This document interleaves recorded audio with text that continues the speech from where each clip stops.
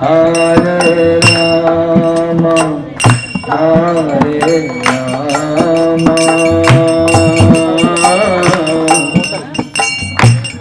Rama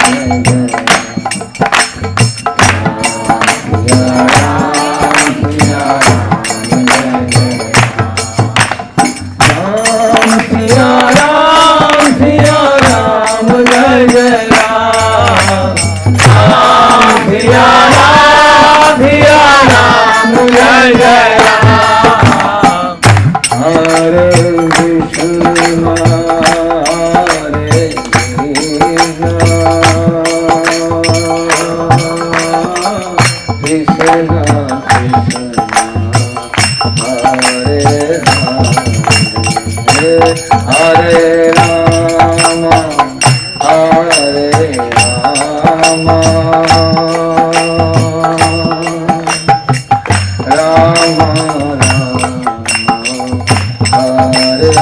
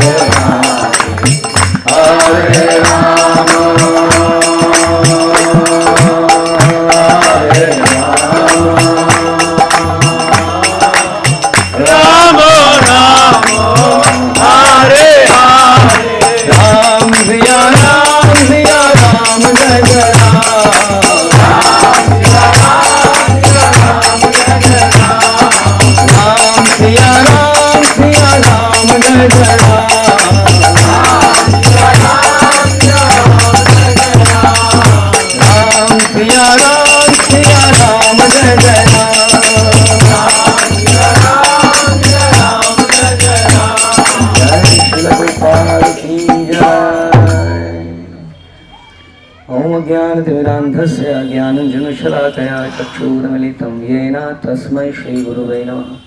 श्रीचैतन्यमनोभीष्टं स्थापितं येन भूतले स्वयं रूपः कदा मह्यं ददाति स्वपदान्तिकं। वन्देऽहं श्रीगुरौ श्रीयुतापदकमलं श्रीगुरुं वैष्णवांश्च श्रीरूपं साग्रजातं सहगं रघुनाथान्वितं तं सजीवं साद्वैतं सावधूतं परिजन सहितं कृष्ण चैतन्य देवं श्रीराधा कृष्ण पादान सहगण ललिता श्री विशाखान्वितांश्च। हे कृष्ण करुणा सिंधु दीनबंधु जगतपते गोपेश गोपिका कांत राधा कांत नमस्तुते। तप्त कांचन गौरांगी राधे वृंदावनेश्वरी विश्वभानुसुते देवी प्रणमामि हरिप्रिये।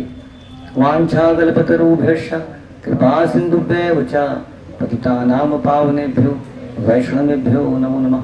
जय श्री कृष्ण चैतन्य प्रभु नित्यानंद श्री अद्वैत गदाधर श्रीवासादि गौर भक्तवृंद। हरे कृष्णा कृष्णा कृष्णा हरे हरे हरे राम राम राम हरे हरे। नमो विष्णुपादाय कृष्ण प्रेष्ठाय भूतले श्रीमते भक्ति वेदांत स्वामिन्निति नामिने। नमस्ते सारस्वते देवे गौरवाणी प्रचारिणे निर्विशेष शून्यवादी पाश्चात्य देशतारिणे।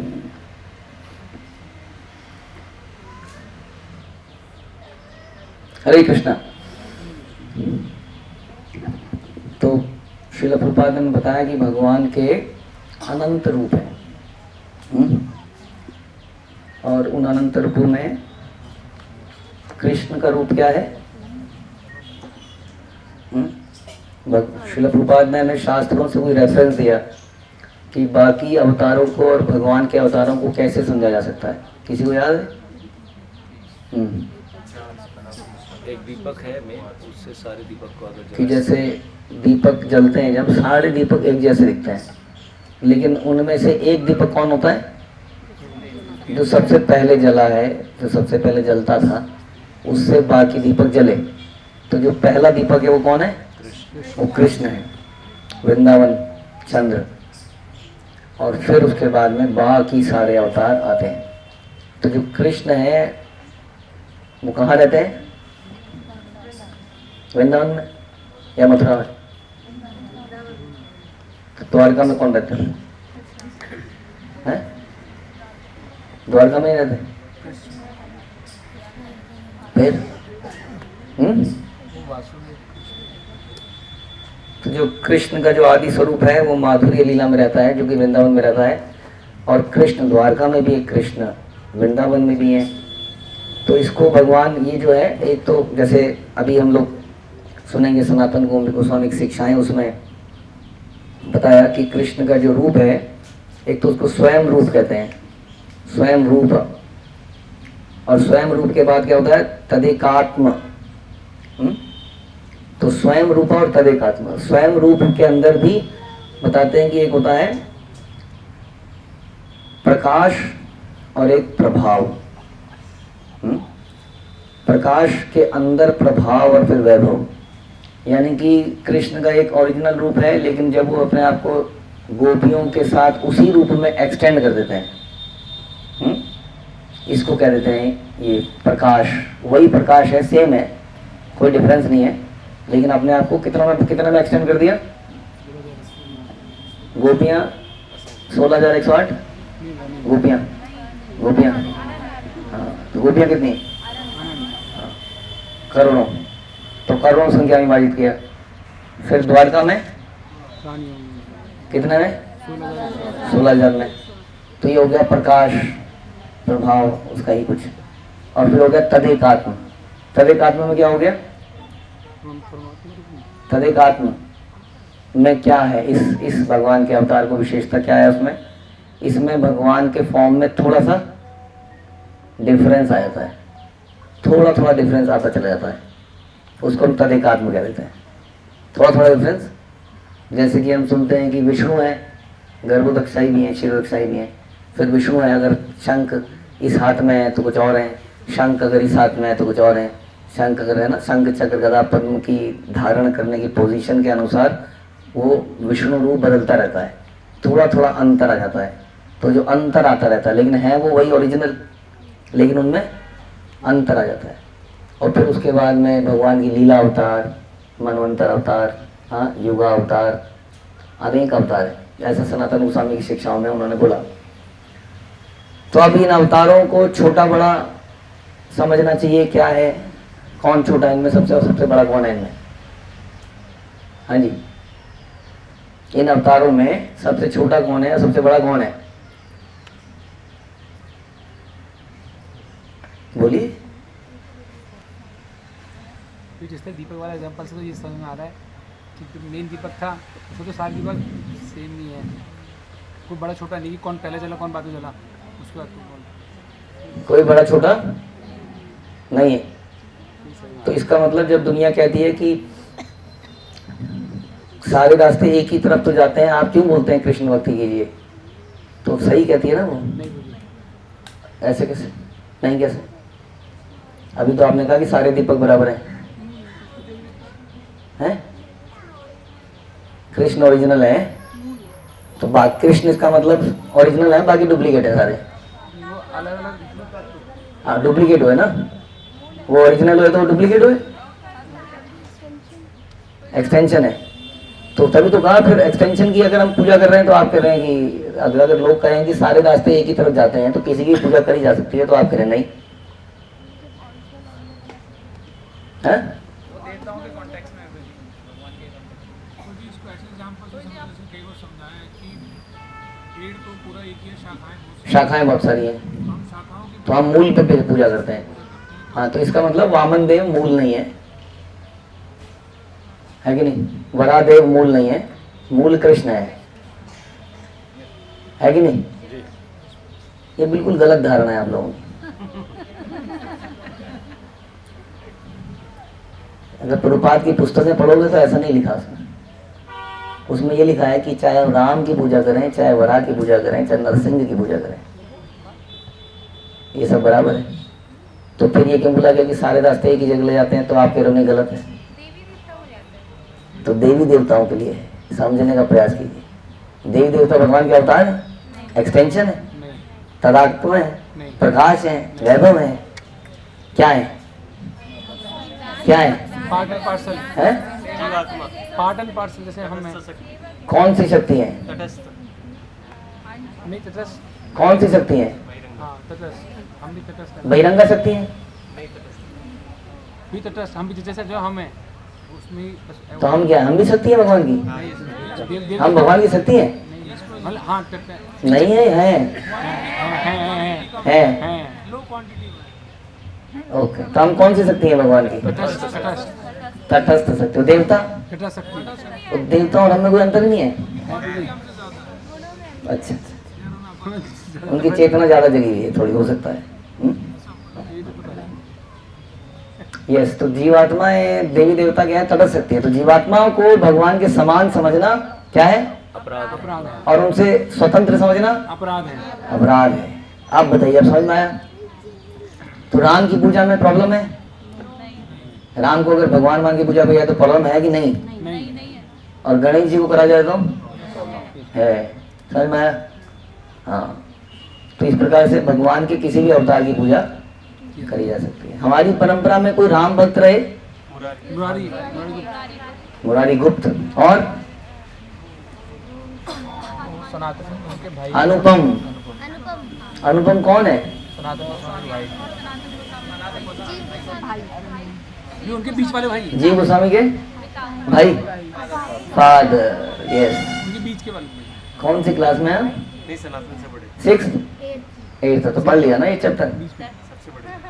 तो अनुपम जो है वो जीव गोस्वामी के पिताजी हैं और रूप और सनातन के बड़े भाई। भाई हो गए। ठीक है जी। तो ये भी राम भक्त थे। तो राम भक्त, और इस वक्त आप कहाँ हैं? आप राम जी की लीला स्थली में है, चित्रकूट, जो कि बड़ी विशेष जगह है। तो इसके बारे में सुनते हैं, क्योंकि भागवतम कहती है कि यदि हम तीर्थ स्थान में जाएं और श्रवण ना करें तो हम किसके बराबर हैं? गोखर, मतलब लाइक बैल और गधा। और भी कुछ समानताएं बताइए। कौन कौन वैसे ऐसे इस कैटेगरी में आते हैं जो अपने शरीर को स्वयं मानते हैं और जो जन्मभूमि को पूजनीय मानता है, वो क्या है? गोखर के समान। और वैसे ही जो तीर्थ स्थानों में आता है और भगवान का श्रवण नहीं करता है, वो गोखर के समान है। इसलिए हम गोखर ना बन जाएं, इसलिए सुन लेते हैं। इंटरेस्ट तो नहीं है बहुत ज़्यादा, लेकिन सुन लेते हैं। तो बहुत सुंदर ये लीला है। यहाँ पर जो जगह है ये बड़ी विशेष जगह है। खास तौर पर भरत का जो यहाँ पर संवाद हुआ, भरत राम का संवाद, अगर आप उसको ध्यान से बिना सोए हुए सुनेंगे तो बहुत अच्छा लगेगा। तो सुनते हैं। ओके, तो चित्रकूट जो है, ऐसा पहली बात तो ये कि चित्रकूट में भगवान कितने समय रहे, इसमें थोड़ा कंफ्यूजन है। कुछ लोग यहाँ के लोकल लोग कहेंगे आपको 11 साढ़े 11 साल, लेकिन हम और भी सुनते हैं कि यहाँ लगभग 1 साल रहे, फिर आगे गए दंडकारण्य की तरफ, सो वटेवर। ठीक है। तो हुआ क्या था कि भगवान राम, हम यहाँ पर पहुँच गए हैं जब भगवान राम ने यशोदा वासियों को, सॉरी अयोध्या वासियों को रात को सुला दिया कि अब सो जाइए सब लोग, सवेरे करेंगे जो करेंगे। क्योंकि अयोध्या वासी पीछे पीछे पीछे पीछे भगवान राम के आ गए, सुमंत्र भी वहाँ पर थे। और जब अयोध्या वासी सो गए तो भगवान ने क्या किया? भगवान रात को उठाया सुमंत्र को, बोला रथ को लेके जाओ, खाली खाली क्यों लेके जाओ? ताकि लोग उसकी वजह से ले आए। आप रथ को अयोध्या की तरफ ले जाओ और आगे ले जाके घुमा के वहां सामने खड़ा कर दो। और उसने ऐसे किया, तो उधर से घुमा के ऐसे लेके वहां खड़ा कर दिया और भगवान राम सीधा इधर को चले गए आधी रात को ही। तो सवेरे जब अयोध्यावासी उठे तो उन्होंने कहा ये क्या हो गया, हमारे तो लुट गया, सब कुछ लुट गया। तो रथ के पहिए देखे, रथ के पहिए अयोध्या के, रथ के पहियों की थोड़ा पीछे पीछे पीछे भी गए, तो उन्हें लगा ये तो वापस चले गए अयोध्या, खुश हो गए। तो वहाँ सीधा अयोध्या पहुँचे, वहाँ तो कोई था ही नहीं। तो वहाँ से भगवान आगे चले गए। उसके बाद में जाते जाते वो एक विशेष जगह पर पहुँच रहे हैं, जो कि है भरद्वाज ऋषि का आश्रम, जो कि कहाँ पर है? प्रयाग में। तो प्रयाग में वो भरद्वाज ऋषि के आश्रम पे जब पहुंच रहे थे तो उन्होंने बड़ी विचित्र चीज जगह देखी होगा। उन्होंने देखा कि वहाँ पर कुछ अब भगवान राम का ये जो समय है, ये 14 साल का, ये बड़ा मधुर समय गया था। आप बताएंगे क्यों? साधु संग, वेरी गुड। इस समय उन्होंने बहुत साधु संग किया। भगवान को Okay. भगवान को पसंद है कि ऐश्वर्य के बिना रहे हैं और सिंपल ऐश्वर्य के बिना रहे। कृष्ण रूप में रहते हैं। हाँ तो वो यहाँ पे रहने को मौका मिला। हाँ। मतलब प्रजा नहीं थी और आराम से। और एक विशेष संबंध उनका बड़ा मधुर बीता यहाँ पर। हाँ, तो सीता माँ के साथ उन्हें कभी समय नहीं मिलता था अयोध्या में, और यहाँ पर समय ही समय था उनके पास। तो दोनों बहुत सी चर्चाएं करते थे। तो भगवान चलते चलते कुछ देखते थे और सीता माँ को बताते थे। फिर ऐसी जंगल में जा रहे थे, उन्होंने देखा कि मधुमक्खियाँ ऐसे ऐसे झूम रही हैं और उनके आगे एक मधुमक्खी चल रही है। तो भगवान ने कहा ये जो पीछे वाली मधुमक्खी है, इसने इतना शहद पी लिया है कि अभी नशे में है, और ये नशे में इधर उधर कर रही है, और आगे वाला लीडर इसको कह रहा है चलो मेरे पीछे, चलो मेरे पीछे। तो ऐसी बातें करते थे, सीता महारानी एकदम से हंस देती थी जोर से। तो ऐसा समय उन्होंने यहाँ पर बिताया था इस 14 सालों में, खासतौर पर रावण से पहले। और ऐसे ही उन्होंने भरद्वाज ऋषि के वहाँ देखा कि जो है शेर और हाथी के बच्चे जो है आपस में खेल रहे हैं। अभी देख के बड़ी हैरानी होगी सबको कि ये दोनों कैसे खेल रहे हैं। तो भगवान ने कहा जो बचपन में क्या विशेषता होती है कि हमारे अंदर हमें ये चिंता नहीं करनी कि मैं क्या खाऊंगा, क्या पहनूंगा। हाँ, जिनके भी छोटे बच्चे हैं वो सोच सकते हैं किसको चिंता है खाने पीने की? बड़ों को चिंता है। बच्चे को चिंता है क्या खाएगा, क्या नहीं खाएगा, क्या बचाएगा, आगे क्या बनेगा, आगे क्या होगा, आज शाम को कब कितने बजे पहुंचेंगे, होटल कैसा होगा, कोई चिंता नहीं उसके दिमाग में, बच्चे के दिमाग में, है कि नहीं? तो इसलिए बच्चे क्या है, निश्चिंत है। तो निश्चिंत है तो क्या करता है, आनंद में रहता है, तो खेलता है, तो खेल रहा है। लेकिन जब उसके दिमाग में ये आ जाता है कि मुझे आगे बढ़ना है, मुझे कुछ करना है, मुझे भोजन चाहिए, मुझे धन चाहिए, मुझे सम्मान चाहिए, फिर क्या होती है, फिर लड़ाई होती है। तो इसलिए बचपन उन्होंने कहा ऐसा, सीता महारानी को उन्होंने ऐसे समझाया सीता देवी को कि इसलिए जानवरों के बच्चों में एनवियसनेस, ग्रीड, लस्ट, चिंता कोई नहीं। क्योंकि क्यों नहीं है? बच्चे हैं तो क्या, क्यों नहीं है? कुछ नहीं, कंज्यूम करने की इच्छा नहीं है ना, क्यों नहीं है? भूख लगती है उन्हें, भूख लगती है क्योंकि वो अपने डिपेंडेंट माता पिता के ऊपर डिपेंडेंट है। तो इससे हमें क्या समझ में आता है कि हमें अपने गुरु और भक्तों कि यदि हम इस तरह से भगवान पर डिपेंडेंट रहे तो क्या होगा, तो चिंता नहीं तो हमारे अंदर ये जो कंपटीशन है, ये मुझे नहीं मिला, या अब क्या होगा, कैसे होगा, इस चक्कर में लड़ाई झगड़े, कंपटीशन, एनवियसनेस, बुराइयाँ। तो अगर हम टोटली अपने आप को डिपेंड कर देंगे भगवान के ऊपर तो क्या होगा, हम निश्चिंत हो जाएंगे, आनंदमय हो जाएंगे, और ऐसा व्यक्ति किसी से कभी झगड़ा करेगा ही नहीं। समझ में आया? तो ऐसी शिक्षा यहाँ से देते हुए वो भरद्वाज ऋषि के आश्रम पे पहुँचे। भरद्वाज ऋषि ने उनको वेलकम किया, ही न्यू कि तो भगवान स्वयं है, बड़ा आदर से, बड़ा प्रसन्न हो गए। मैं तो कब से इस पल की वेट कर रहा था कि आप यहाँ पर एक दिन आएंगे। सभी लोग यही कहते थे, सबरी भी वेट कर रही थी, वो हर को जितने भी इस लीला में लोग कैरेक्टर थे वो वेट ही कर रहे थे कि भगवान आएंगे। हाँ, कौन आएंगे? राम आएंगे। तो उन्होंने कहा आप 14 वर्ष तक यहीं रखिए, सारा बंदोबस्त यहाँ पर हो जाएगा। तो उन्होंने क्या कहा, उन्होंने कहा नहीं, ये जगह 3 नदियों का संगम नहीं है, ये जगह 4 नदियों का संगम है। चौथी नदी कौन, तीसरी नदी कौन सी है? तीसरी, अच्छा, दूसरी कौन सी है? पहली कौन सी है प्रयाग में? गंगा यमुना सरस्वती। गंगा यमुना सरस्वती सरस्वती कहाँ है? ये लुप्त है ओके, तो चलो मान लेते हैं वो है। चौथी कौन है फिर? गोदावरी गोदावरी पहुंच गई वहाँ। मंदाकिनी वो एमसीक्यू करते करते थोड़ा सा कुछ तो हो ही जाएगा। उन्होंने कहा चौथी नदी है आपकी पवित्रता की, जो कि यहाँ से बह रही है। अब जब ये 4 नदियां यहाँ से बहेंगी तो क्या होगा उस जगह में? उस जगह में बहुत लोग आएंगे और वो सारे लोग हमसे आएंगे, मिलेंगे, और हमें तो ये क्या है, वरदान कहिए, अभिशाप कहिए, क्या निकाला है, एग्जाइल, कि हमें एकांत में रहना है, जंगल में वास करना है, तो हो नहीं पाएगा यहाँ।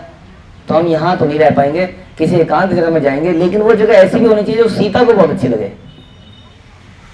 तो भरद्वाज ऋषि ने कहा यहाँ से 60 मील की दूरी पर चले जाओ, सीधा चित्रकूट की तरफ। उन्होंने कहा वो जगह ऐसी है जो तुम्हारे लिए बिल्कुल बढ़िया है, एकदम एकांत, एकदम सुंदर, जो देखते ही पसंद आ जाएगी। जाने का रास्ता, यहाँ अभी तुम गंगा जी के इधर से आए हो, अब तुम यमुना जी के उस पर जाओ, जाते जाओगे तो आगे बहुत बड़ा बरगद का पेड़ आएगा, इसका नाम है श्याम। उसकी सीता मैया पूजा करना और वहाँ से निकल जाना ऊपर को, आपको चित्रकूट दिख जाएगा। तो इस प्रकार से वहाँ से ये लोग भरद्वाज ऋषि के कहने पर चित्रकूट निकले। रास्ते में वाल्मीकि जी का भी आश्रम आया, कुछ लोग कहते हैं उन्होंने बताया ये रास्ता। तो वाल्मीकि जी से जब भगवान राम ने एक प्रश्न पूछा कि मुझे कहाँ रहना चाहिए, तो उन्होंने क्या आंसर दिया, और सीता जी इस बात से कंफ्यूज हो गई कि ऋषि मुनि सीधा आंसर क्यों नहीं देते हैं किसी भी बात का, ये घुमा के आंसर क्यों देते हैं। उन्होंने कहा आपको वहां रहना चाहिए जहाँ न काम है, जहाँ न क्रोध है, न द्वेष है, न ईर्ष्या है, जहाँ पर आपके भक्त आपका नाम पुकारते हैं, जहाँ पे आपको याद किया जाता है, जहाँ पर आपको पुकारा जाता है, आपको उन भक्तों के हृदय में रहना चाहिए। अब सीता की तो समझ नहीं आया कि ये क्या मतलब हुआ इसका, हमने पूछा तो रहना कहाँ है, तो जो भी है। तो ऐसा कुछ हुआ, इसका आंसर भगवान बताएंगे थोड़ी देर में, अभी नहीं, भगवान सारी चीज़ तब नहीं बता देते। तो सीता माँ अक्सर इस समय में भगवान राम के चरित्र को हैरानी से देखती रहती थी कि क्या करते हैं, क्यों करते हैं, कई चीज़ें समझ नहीं आती थी, लेकिन वो ये मान लेती थी कि भगवान राम को ज़्यादा क्वेश्चन नहीं करना है, what ever he is doing it is perfect, right है, ऐसा कह के वो चलती रहती थी। और इस तरह से वो चलने लगे। रास्ते में चलते हुए सीता माँ एक बात का बहुत ध्यान रखती थी। क्या ध्यान रखती थी बताइए? हाँ, रास्ते में चलते हुए सीता माँ हमेशा इस बात का ध्यान रखती थी कि कहीं उनके चरण राम जी के चरण पद चिन्हों पर ना पड़ जाए। इस प्रकार से वो बड़ा ध्यान से चलती थी। और लक्ष्मण जी के जीवन में एक और बड़ा समस्या थी, क्या कि उनको ये देखना था कि उन दोनों के पैरों के ऊपर उनका पैर ना पड़ जाए। इस प्रकार से ये तीनों चलते थे और चलते चलते यमुना जी आई। लक्ष्मण जी का यही काम था, लक्ष्मण जी ने फटाफट इधर उधर से लकड़ियां तोड़ी, बांधी और एक राफ्ट नाव बना दी और नाव में बैठ गए कौन? राम, सीता, लक्ष्मण, हनुमान। फिर है राम, सीता, लक्ष्मण, हनुमान, राम, सीता और लक्ष्मण। गलत जवाब, राम और सीता। लक्ष्मण ने कहा मैं इसी किनारे पे रहूंगा, ऐसे। तो लक्ष्मण जी ने तैर के नदी को पार करते हुए नदी नाव को धक्का मारा और वो खुद ही चप्पू बने और वो नदी को मैनुअली तैरते तैरते उन्होंने नदी को पार किया और नाव को उस तरफ ले गए। तो लक्ष्मण का कैरेक्टर, पूरे लक्ष्मण और भरत का कैरेक्टर जो है हमेशा अनुसरणीय है वास्तव में, कैसे उन्होंने जिया। तो इस प्रकार से वो वहाँ पहुँच गए और चित्रकूट में वो पहुँचे। अब चित्रकूट में जब वो पहुँचे तो चित्रकूट देखते ही उनका एकदम से सीता माँ और सब लोग बड़े प्रसन्न हुए। वहाँ बहुत ही सुंदर जगह थी, या है भी अभी भी काफ़ी हद तक। वहाँ बहुत सुंदर झरने, बहुत सुंदर पक्षी, हाँ, एकदम चिड़ियों की चहचहाने की आवाज़। ऐसा लगता था कि यहाँ कोई चाह कर भी पाप नहीं कर सकता, ऐसी पवित्र जगह चित्रकूट में पहुँच गए। अब पहुँचे तो चित्रकूट में वहाँ पे कोई होटल मिला उनको, जैसे हमें मिला। आप लोगों में से कुछ नहा के भी आए, तो होटल वगैरह तो नहीं मिला। तो कुछ समय ऐसे ही रहना पड़ा। इसका मतलब अब लक्ष्मण जी लग गए एक बहुत इंपॉर्टेंट काम में।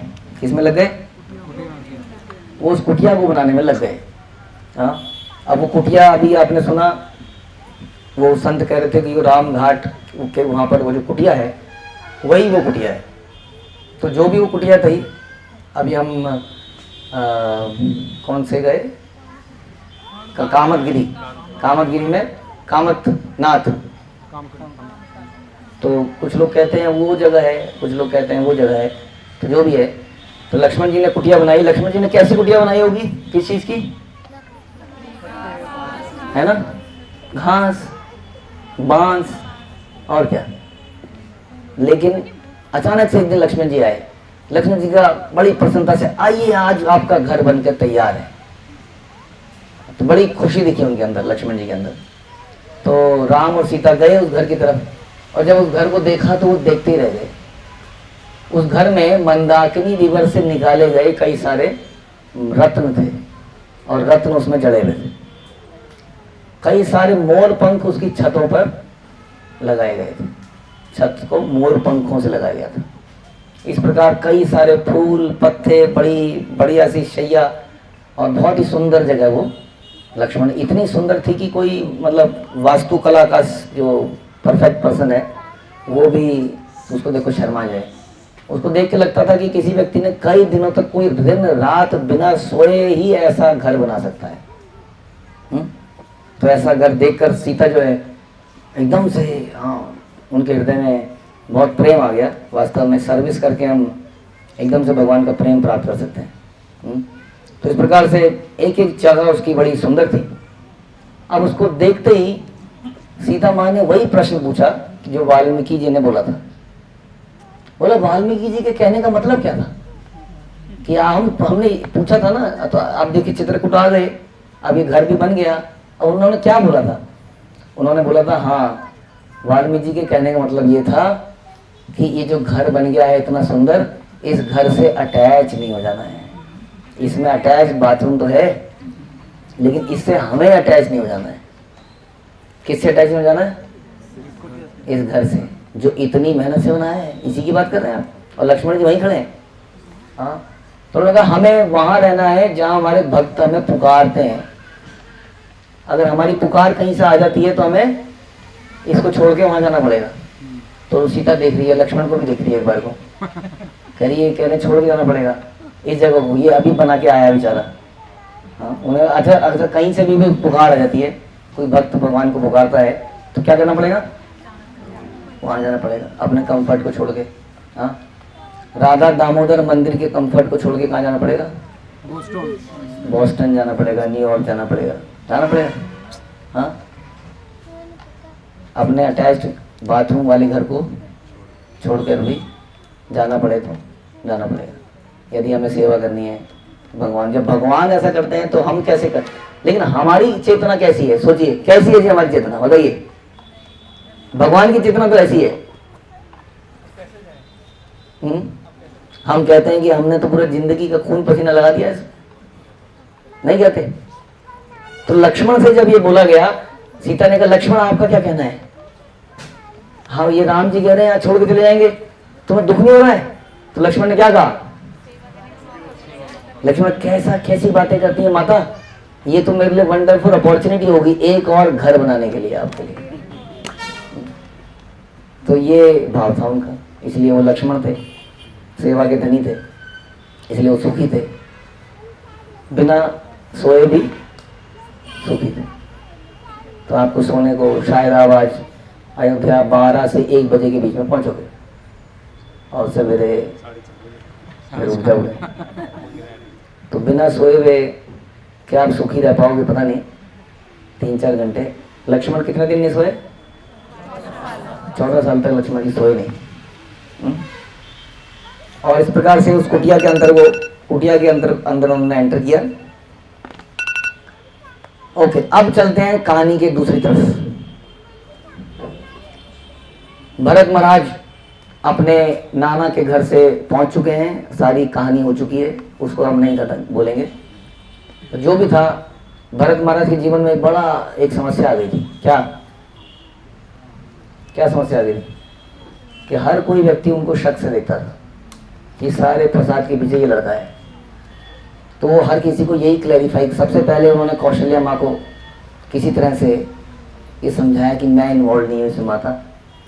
उसके बाद उनके गुरु वशिष्ठ, है ना, अब किसी तरह से सबको समझाने के बाद इन्होंने सारे अयोध्या वासियों के सामने ऐलान कर दिया कि हम राम को लेने जाएंगे। कहाँ पर?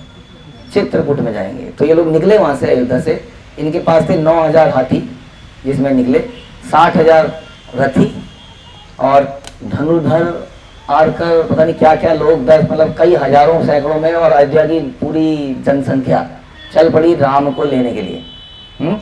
तो इस प्रकार से वो कारवां चल पड़ा। जब वो चल रहे थे तो रथ कर थे सवार भरत महाराज, सारी माताएं थी। अचानक से भरत महाराज के हृदय में ये बात आई कि मेरे राम जो हैं वो जंगल में रथ पर नहीं चल रहे हैं, वो नंगे पैर चल रहे होंगे।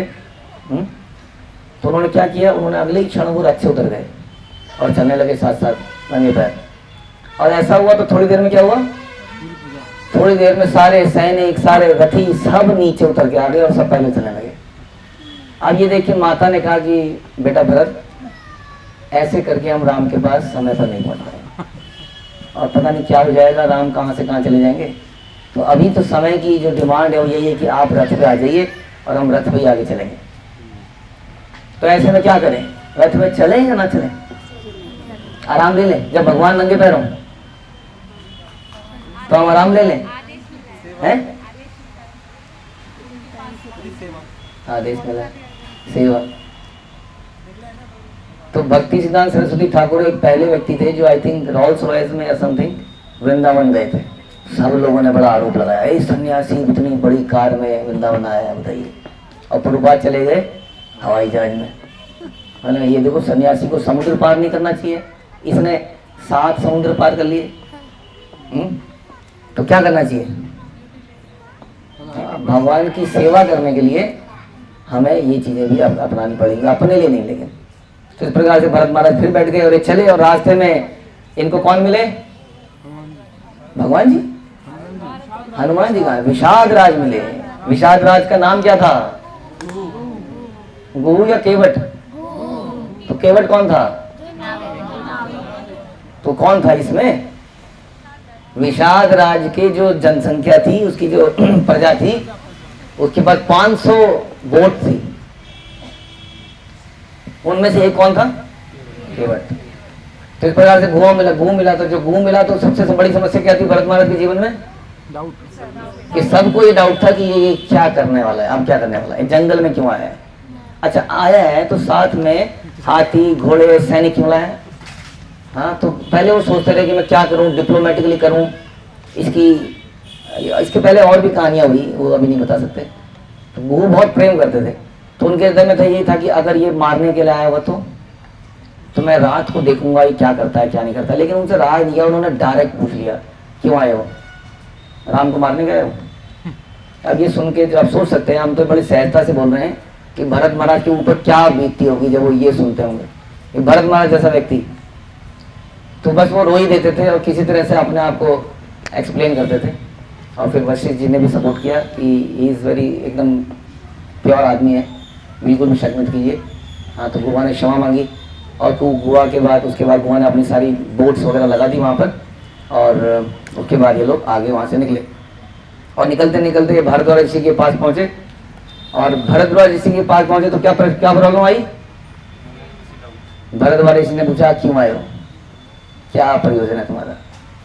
हाँ, तो सोचिए कि ये जो रामायण है ये बड़ा आराम से सुनने का विषय है। वैसे एक एक प्रसंग को, एक एक श्लोक को सुनते रहो सुनते रहो सुनते रहो। हम थोड़ा समरी में डिस्कस कर रहे हैं, आप इमेजिन कर सकते हैं उसको भावनात्मक रूप से कि क्या बीती होगी उनके ऊपर। और वो सुन के फिर भरद्वाज ऋषि को भी उन्होंने कन्विंस किया, और भरद्वाज ऋषि ने बताया वो देखिए वहाँ से इधर को चले जाइए, वो चित्रकूट की पहाड़ियों पर आपको राम मिलेंगे।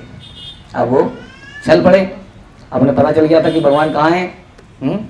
अब चित्रकूट से पहले एकदम से उन्हें वो सुंदर वादियाँ दिखने लगी, आपको भी ट्रेन से या उससे दिख रही होंगी, वो चोटियाँ सी, ये थोड़ी पहाड़ियाँ सी हैं यहाँ पर। ये पहाड़ियाँ सी दिखने लगी, सबके अंदर बड़ा उत्साह पैदा होने लगा कि अब हमारे हृदय के जो सपने हैं, जो हमारी मूर्ति है, वो हमारे सामने आने वाली है। इस प्रकार से एक पहाड़ों के बीच में जाते जाते एक पहाड़ के ऊपर से उन्होंने देखा कि धुआं निकल रहा है। तो धुआं निकल रहा है तो समझ गए कि इसका मतलब यहाँ पर कोई है।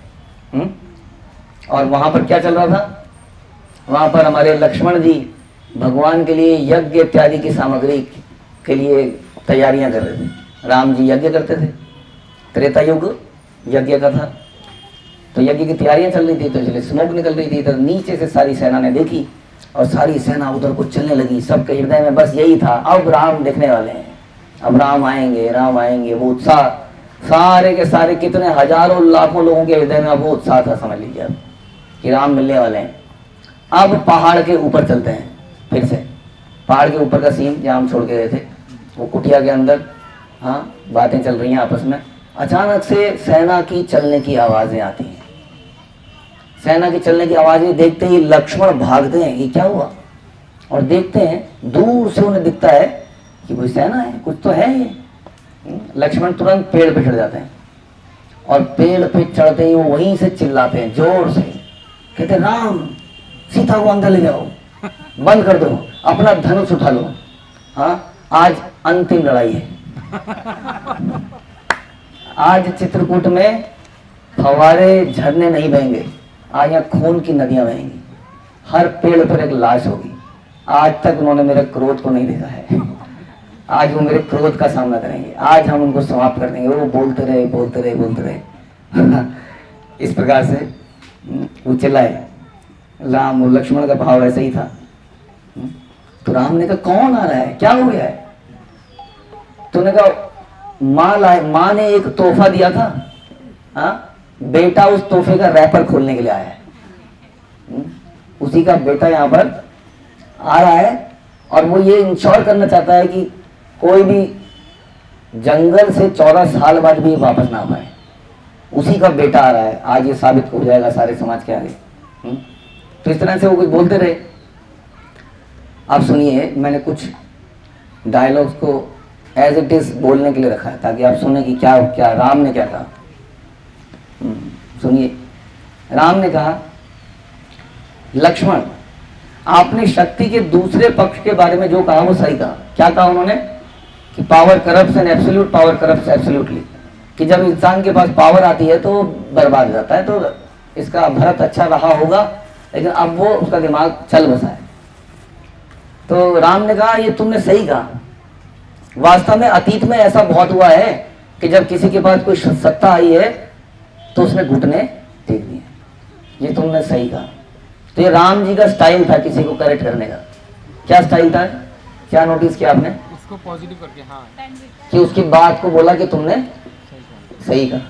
तो जब पहले किसी को बोलो ना तुमने सही कहा तो कहता हाँ हाँ यस बोलिए मैं तो सही कहता हूँ, तो सुनने के लिए तैयार हो जाता है। हम लोग क्या करते हैं, सबसे पहले यही बोलते हैं तो आप गलत कह रहे हैं, उसके बाद वो लड़ाई शुरू हो जाती है ना।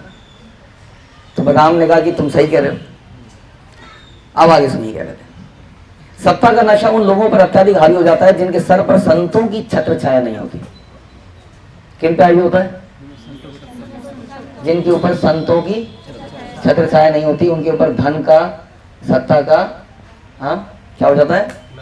नशा चढ़ जाता है। भरत जैसे विनम्र शासकों के लिए जो स्वेच्छा से खुद को बुद्धिमान लोगों की जांच और सक्षम मार्गदर्शन के लिए समर्पित करते हैं, उसके साथ ऐसा नहीं होता। किसके साथ नहीं होता? जो अपने आप को कहां रखता है? बोलिए, सुन रहे हैं कि नहीं? हाँ, संतों के मार्गदर्शन में रखता है, सक्षम मार्गदर्शन में। हाँ, बता दें कि शक्ति उसी तरह से नशा नहीं कर सकती जैसे खट्टे पदार्थों की कुछ बूंदें दूध के सागर को विभाजित नहीं कर सकती। सागर में दही जमाने के लिए अगर आप एक नींबू निचोड़ दोगे तो दही जम जाएगी सागर में, दूध के सागर में जम जाएगी दही। मैंने 500 किलो ले लीजिए, चलो 500 किलो दूध में जम जाएगी। तो उन्होंने कहा ये जम नहीं सकती, ऐसा नहीं हो सकता है कि ऐसा हो जाए। मुझे आश्चर्य नहीं होगा अगर अंधेरा दोपहर के सूरज को निकल जाए। ध्यान से सुनिए, क्या अंधेरा किसको निकल जाए? दोपहर के सूरज को अंधेरा निकल जाए तो कोई हैरानी की बात नहीं, ऐसा हो सकता है। ऋषि अगस्त ने जिसने पूरा समुद्र पी लिया था, अगर वो गाय के खुर के पानी में डूब के मर जाए तो मैं मान लूंगा कि ऐसा हो गया होगा। अगर पृथ्वी अपनी सहनशीलता छोड़ दे तो मैं मान लूंगा, लेकिन भरत का सत्ता के नशे में चूर होकर अपना संतुलन खो देना, यह मुझे आश्चर्यचकित कर देगा। This is not possible. Lakshman निश्चिंत रहें कि यह दुनिया हमेशा बुराई और अच्छाई का मिश्रण रहेगी, लेकिन भरत जैसे महान लोग हंस की तरह हैं जो आंतरिक रूप से दूध के पानी को अलग करने की व्यवस्था से सुसज्जित है। उन्हें अच्छाई से बुराई करने को अलग करना आता है। जब ऐसा भरत हमारी ओर आ रहा है तो हमें हथियार उठाने की आवश्यकता ही क्या है? यह लक्ष्मण, क्या हमने उनके खिलाफ कुछ बुरी योजनाएं तो नहीं बनाई है? अब ये लक्ष्मण को थोड़ा सा तमाचा मार रहे हैं इतना से। क्या तुम्हारे मन में कुछ और तो नहीं है? यदि मैं कभी किसी राज्य पर शासन करना चाहूंगा तो यह केवल अपने भाइयों की रक्षा करने के लिए। अगर आप सोच रहे हैं कि वो चित्रकूट क्यों आ रहा है, तो मैं आपको आश्वस्त कर दूं कि वो चिंता के कारण आ रहे हैं, अपने माँ के फैसले पर बड़े क्रोधित हैं, हमें वापस लेने के लिए आ रहे हैं, पूरी अयोध्या को साथ मिलाए हैं। ऐसी महान आत्मा पर आरोप मत लगाओ जब तक तुम्हें उसके असली इरादे का पता न चल जाए। मैं तो यहां तक करूंगा कि यदि भरत पर कोई आरोप लगाया जाता है तो मैं उसे अपने विरुद्ध आरोप मानूंगा। अब तक लक्ष्मण जो है अपना धनुष गिरा चुके हैं, लेकिन अब उससे भी बुरा आने वाला था। राम ने कहा, जो मुसीबत में है वह दूसरों को मुसीबत में डाल के अपनी समस्या सुलझाने के बारे में क्यों सोचेगा। पशु साम्राज्य इसी प्रकार से काम करता है कि एक व्यक्ति अपनी मुसीबत दूसरे की भी मुसीबत बना लेता है। मैं केवल राज्य के लिए अपने भाई और पिता की हत्या करने के बारे में नहीं सोच सकता, लेकिन यदि तुम राज्य की आकांक्षा करते हो तो मुझे बता देना, मैं भरत को बोल दूंगा और भरत तुम्हें सौंप देगा। तो अब तो लक्ष्मण समाप्त हो गए। ओके, अब चलते हैं फिर भरत की तरफ क्या होता है। तो भरत अपनी सेना के साथ बड़े ही उत्साह के साथ पहाड़ पर चल रहे हैं। सेना ऊपर तक नहीं आई थी, सेना एक स्टेज नीचे तक रह गई थी। उसके आगे भरत महाराज गए थे देखने के लिए। तो भरत महाराज अपने मन में क्या सोच रहे थे, यहाँ बता रहे हैं कि जब मैं उनके पास पहुंचूंगा, अब वो सोच रहे हैं अपने बारे में, तो क्या करेंगे राम जब मैं पहुंचूंगा तो क्या करेंगे राम। जब मैं जाऊंगा राम घाट पर तो क्या करेंगे भगवान, भगवान मेरा दर्शन करेंगे। मैं जाऊंगा उनको दर्शन देने के लिए, तो मैं जा रहा हूं भरत महाराज से मिलने के लिए। राम मुझसे मिलने के लिए आतुर होंगे। तो कहते हैं मुझे कोई आपत्ति नहीं यदि मुझे मेरी माँ की योजनाओं का भागीदार माने तो, यदि मुझे अस्वीकार कर दें तो मुझे कोई दिक्कत नहीं है। हाँ, चाहे वो मुझे क्रोध से अस्वीकार कर दें या मुझे लात मार दें या मुझे गले लगाएं, उसके प्रति मेरा भाव वही रहेगा। मैं गंदी जमीन पर लेट जाऊंगा, मैं उनके चरण कमलों को पकड़ लूंगा और उन्हें पश्चाताप और प्रेम के आंसुओं से गीला कर दूंगा। तो एक भक्त की क्या अभिलाषा होती है, क्या सोचता है भक्त कि भगवान मुझे एक्सेप्ट करें या मुझे रिजेक्ट करें। चलो ठीक है, भगवान रिजेक्ट करते हैं तो ठीक है, लेकिन ये भक्तों की इतनी हिम्मत कैसे हुई कि उन्होंने मुझे रिजेक्ट कर दिया। यहां तो समस्या आएगी नहीं है, नहीं। अगर हमें भक्त रिजेक्ट कर दे तो क्या कैसा लगता है हमें, कैसा लगता है बताइए आप लोग। कभी तो आया होगा ऐसा दिमाग में। मेरे साथ बड़ा क्या किया, पक्षपात किया गया। तो मुझे कोई कह रहा था कि पहली वाली बस में मेरा नाम नहीं आया, कुछ घपला किया गया प्रभु जी।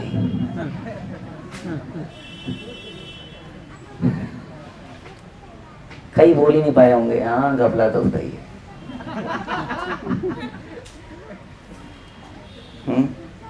हम कहते हैं ना कि लड़की की शादी करो, 100 तरह के पकवान रख दो, फिर भी लोग यही कहते हैं शादी में बेकार, खाना अच्छा नहीं था।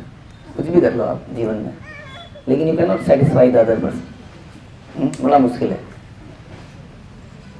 तो जब हमें भक्त रिजेक्ट करते हैं तो भरत महाराज के बारे में चिंतन करना चाहिए कि उनकी कोई गलती नहीं है, कोई उन्होंने कुछ किया ही नहीं है, लेकिन वो कह रहे हैं यदि वो मुझे एक्सेप्ट नहीं करेंगे, मुझे भागीदारी मानेंगे माँ के साथ, I don't have any problem, बस मैं चरणों में गिरूंगा, मैं माफी मांग लूंगा। अपनी गलती ना होने पर भी हम माफी मांग लेंगे और किसी तरह से उन्हें मना के ले जाऊंगा। यही उनका एकमात्र उद्देश्य था। तो इस प्रकार से भरत इस भाव से जा रहे थे। अब भरत जब वहां पर पहुंचे, अचानक से ऊपर पहुंचे, एकदम से भागते हुए गए, देखा कि झोपड़ी है, वो सुंदर सी कुटिया है, कुटिया के अंदर गए इस एंटीसिपेशन में कि इसके अंदर क्या मिलेगा। और उन्होंने देखा कि अंदर राम सीता लक्ष्मण बैठे हैं और राम जी ने आंखें बंद कर रखी हैं और वो आहुतियां डाल रहे हैं, यज्ञ प्रोसेस चल रहा है। और एकदम से जाके धम से वहां पर गिर जाते हैं और देखते ही राम खड़े हो जाते हैं और एकदम से उनका आलिंगन करने लगते हैं। और वहां पर वो भरत मिलाप, अभी हम गए थे ऊपर, वो जगह बता रहे थे कि भरत वहीं मिले थे पर्वत के ऊपर, मंदाकिनी रिवर के अपोजिट जहाँ आप खड़े थे। तो उस जगह पर भरत जी ने भगवान से मिलाप किया। राम जी ने क्या पूछा सबसे पहले, उन्होंने कहा ये सेना हमने देखी इस सेना में छत्र चल रहा था, लेकिन छत्र के नीचे दशरथ नहीं थे। तो उन्होंने पूछा दशरथ कहाँ है? तो अब भरत ने क्या कहा? हाँ, उन्होंने कहा तुम कौन सा राज्य और कौन सा राजा, कौन पिता और कौन पुत्र? राजा चला गया, राज्य छिन गया, पिता चले गए, बेटे अनाथ हो गए। अपने बेटे को याद करते हुए सबसे ज्यादा प्यार करते थे और उस पत्नी को कोसते थे जिससे वे सबसे ज्यादा नफरत करते थे। हमारे पिता अब इस संसार से चले गए। इस प्रकार से उन्होंने बोला, लेकिन उन्होंने बोला क्योंकि वो मरते हुए आपको याद करते हुए गए, इसलिए वो डेफिनेटली आपके धाम में पहुंचे। तो इस प्रकार से उन्होंने बोला, कहते हैं कि मैं केवल उसी गंतव्य से बच सकता हूं जो मेरी मां के लिए भी है, यानी कि नरक। यदि आप वापस लौट जाएंगे तो मैं बच सकता हूं, नहीं तो मैं भी उसी गंतव्य पे जाऊंगा जहां मेरी मां जाएगी। आपका यह एक कार्य मेरी मां को क्षमा कर देगा, इन हजारों अयोध्या वासियों की खुशी का कारण बन जाएगा और अयोध्या को पाप की नगरी घोषित होने से बचा लेगा। मैं यही बोलने के लिए आज यहां पर आया हूं। भरत महाराज पूरा का पूरा प्लान बना के आए थे कि कैसे कैसे बोलना है। उन्हें पता था Ram is a tough person, मैं इमोशनली बोलूंगा, लॉजिकली बोलूंगा, कुछ करूंगा, वो सारे पैंतरे हृदय से निकले थे। अब वो एक एक करके बोलने वाले हैं। वो कहते हैं मैं तो ये भी नहीं जानता कि मैंने अपने पिता का जो अंतिम संस्कार किया वो पिताजी ने, पितरों ने स्वीकार भी किया है कि नहीं, मेरे जैसे पापी ने। इसलिए आप चलें और अपने पिता का अंतिम संस्कार भी करें।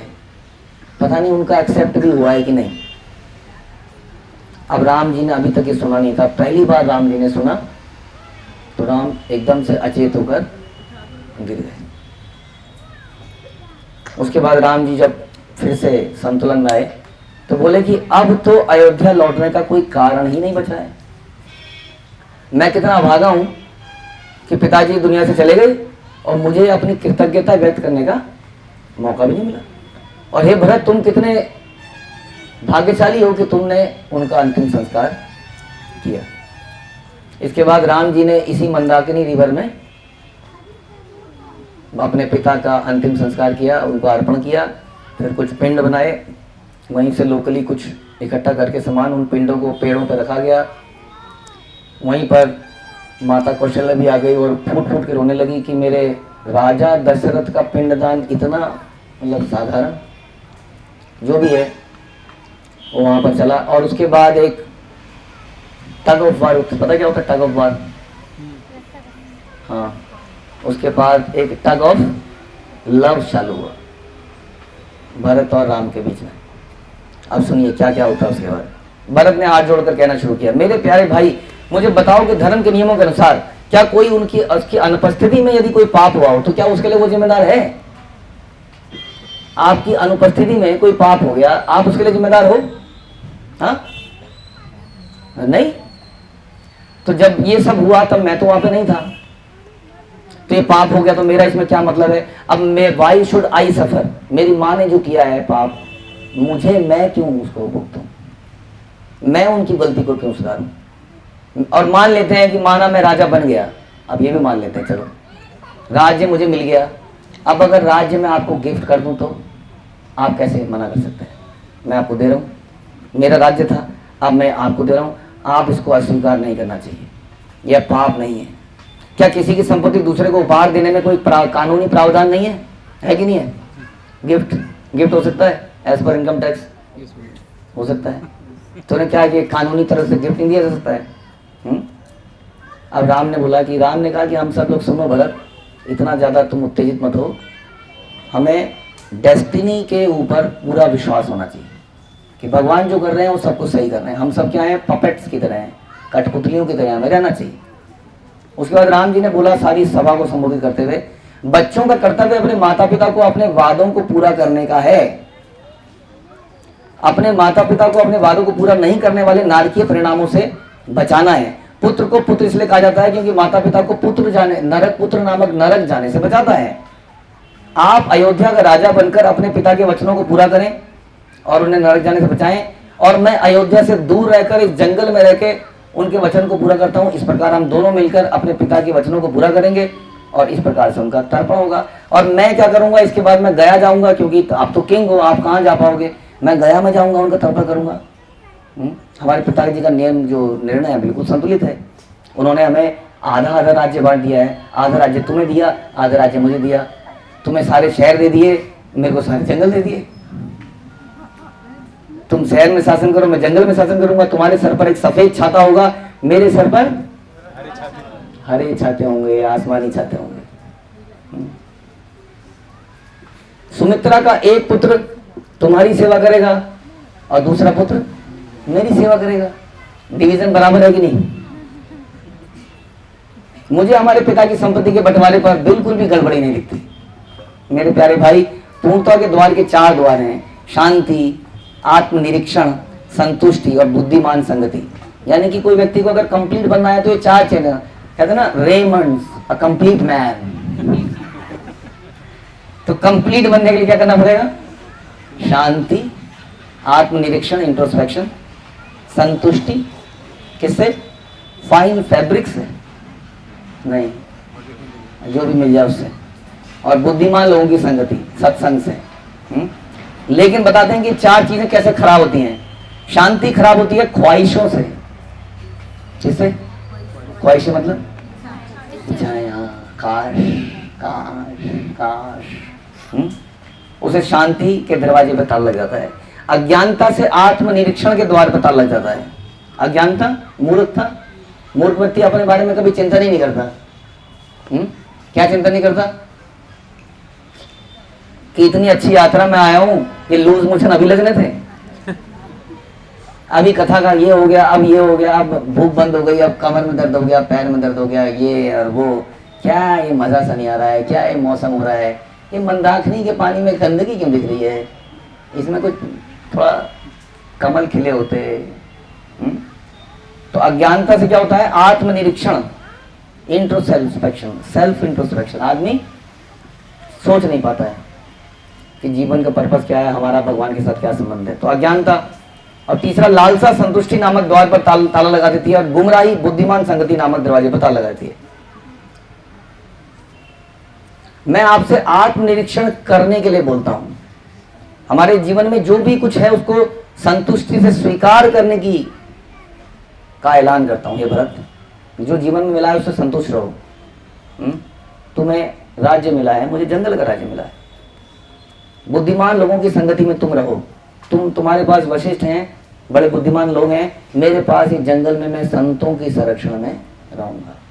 मैं वन में रहूंगा, तुम अयोध्या में रहोगे। इसका कोई अल्टीमेटली फर्क नहीं पड़ता। लेकिन भरत तभी हार मानने आए नहीं थे इतनी आसानी से। भरत कहते हैं, अच्छा ठीक है जी, आपने जिन गुणों का उल्लेख किया है वो एक तपस्वी के लिए तो ठीक है, लेकिन आप कौन हैं? आप तो क्षत्रिय हैं। आप एक साधु की तरह कपड़े पहन सकते हैं, लेकिन एक क्षत्रिय के रूप में आप कर्तव्यों को कैसे छोड़ सकते हैं?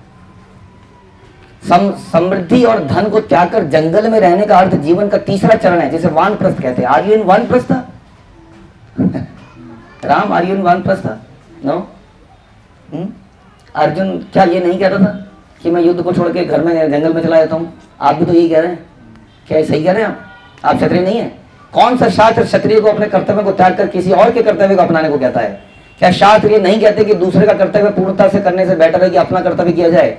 क्षत्रिय का कर्तव्य, पहला कर्तव्य क्या है? नागरिकों को सुरक्षा देना, शत्रुओं से भावनात्मक रूप से, शांति से, बौद्धिक रूप से, कमजोरियों से, आध्यात्मिक रूप से बचाना राजा का कार्य है। यदि आप अयोध्या पर शासन नहीं करोगे तो इन लोगों को वो सुरक्षा नहीं मिलेगी। यदि आप वास्तव में कष्ट का जीवन जीने चाहते हैं तो नागरिकों को सेवा करके कष्ट जिए ना, जंगल में कष्ट उठाना चाहते हैं। अगर आपको कष्ट ही उठाना है तो कौन सा अयोध्या में आराम मिलेगा? वहां भी तो कोई आता रहेगा, प्रभु जी आज हमारा झगड़ा हो गया, प्रभु जी आज ये हो गया, प्रभु जी आज वो हो गया, आज ये हो गया। अब वहां भी तो कोई ना कोई तंग करता ही रहेगा। यदि आप हमारे पिता के वचनों का पालन करने के लिए वन का जीवन छोड़ने को तैयार नहीं है तो मेरा एक सुझाव है, कि आप जंगल में रहते हुए ही अयोध्या का शासन संभाल लीजिए, दोनों काम हो जाएंगे। मैं सारा सामान लेके आया हूं, सारा सामान लेके आया हूं मैं आपको राज्याभिषेक करने का। इसलिए वो जगह है, कौन सी जगह है? भरत कूप यहाँ पर एक जगह है जहां पर हम नहीं जाएंगे क्योंकि बहुत जगह है जाने को। तो जब ये वाद विवाद के बाद भरत इसको त्याग देते हैं तो वो सारा जल वहां पे डाल देते हैं जो लाए थे राज सिंहासन कराने के लिए। कहते मैं सारा सामान लेके आया हूँ, वशिष्ठ सभी ऋषि सब यहाँ पर हैं, अभी मंत्रों का उच्चारण होगा, सबका सब अभी का भी हो जाएगा। कम से कम आपको इस प्रस्ताव से तो कोई आपत्ति नहीं होनी चाहिए। लेकिन यदि यह भी तुम्हें मंजूर ना हो तो फिर भरत का निर्णय सुन लो। यदि आप अपने व्रत के प्रति इतने दृढ़ हो सकते हैं तो मैं भी अपने व्रत के प्रति दृढ़ हो सकता हूं। जब तक आप वन में रहेंगे तब तक मैं भी वन में रहूंगा।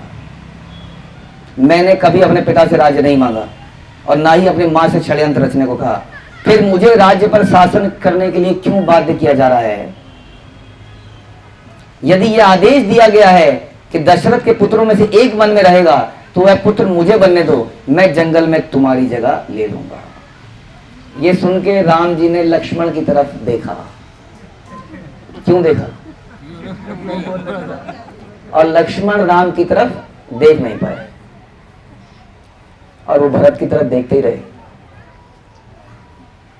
राम जी ने अगला तीर छोड़ा, बोला कि जहां तक क्षत्रिय धर्म का सवाल है जो तुम कह रहे हो, मैंने किसे कहां छोड़ा है बताओ? मेरे हाथ में अभी धनुष है, मैं जंगल में हूं लेकिन मेरे पास धनुष है।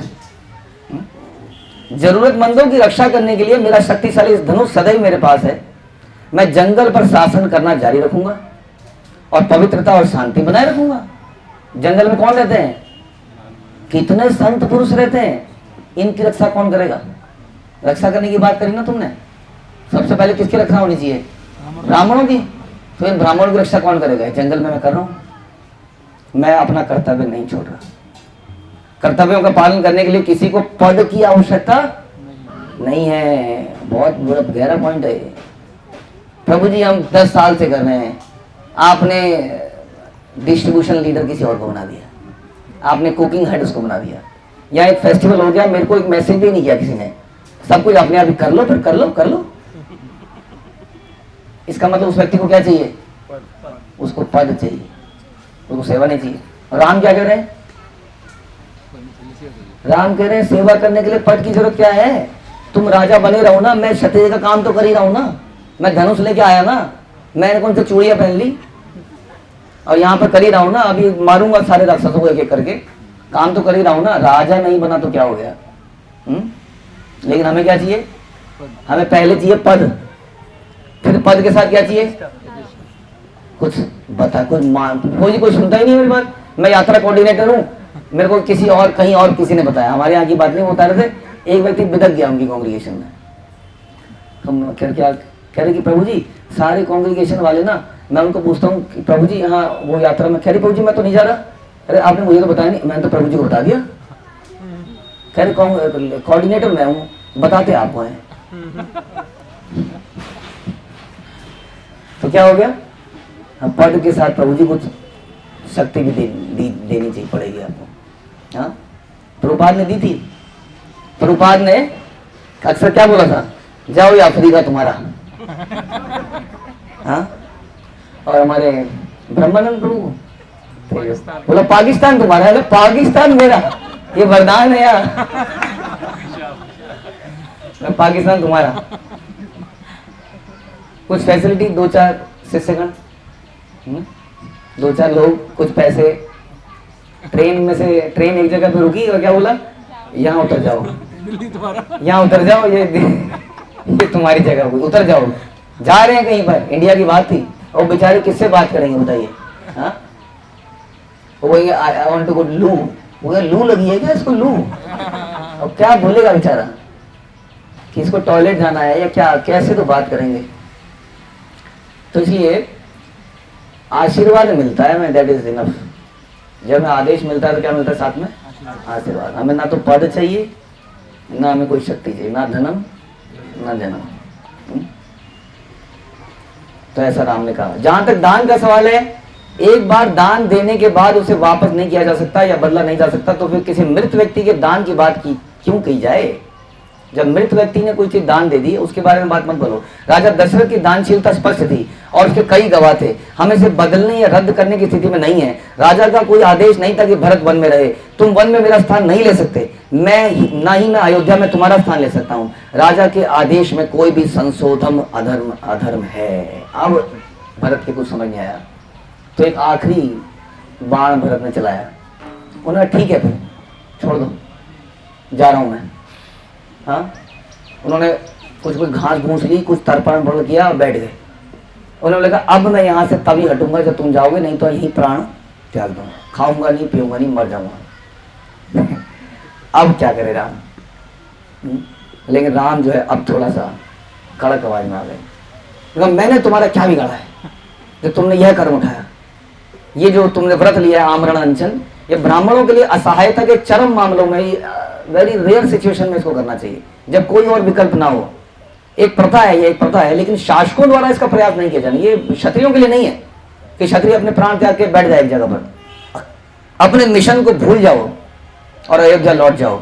निश्चित रहे कि भले ही चंद्रमा अपनी सुखदायक रोशनी खो दे, हिमालय अपनी बर्फ को हटा दे, समुद्र तटों का उल्लंघन कर दे, मैं अपने पिता के वादे को कभी झूठा नहीं ठहराऊंगा। अब जब ये सुना तो भरत ने कहा हो, ये तो अब दूसरी तरफ को चला गया। हाँ, राम को कभी भी वो हर्ट नहीं कर सकते। वो मनाना तो चाहते थे लेकिन वो बिगाड़ना नहीं चाहते। लेकिन अभी भी भरत ने हार नहीं मानी। अब एक आखिरी बाण और चलाया। वो भागे, वो व्रत तो वहीं छोड़ दिया उन्होंने। व्रत का डिसीजन छोड़ दिया और भागे। सारी जनता कहते बोलो, क्यों बोलते क्यों नहीं हो? बोलो बोलो, क्यों बैठे हैं यहाँ पर? क्या सुन रहे हो इतनी देर से? बोलो नहीं तो सब बेकार हो जाएगा। आप बोलिए, बोलते क्यों नहीं है? बोलिए राम को कि अनुचित है। सारे लोगों को उन्होंने अपील करी। और उसके बाद लोगों ने क्या कहा? लोगों ने कहा भरत, हमें लगता है जो राम जो कह रहे हैं वो सही कह रहे हैं और हम राम के डिसीजन से सहमत हैं। इतना राम के प्रति उनका प्रेम था। तो फिर भरत हाँ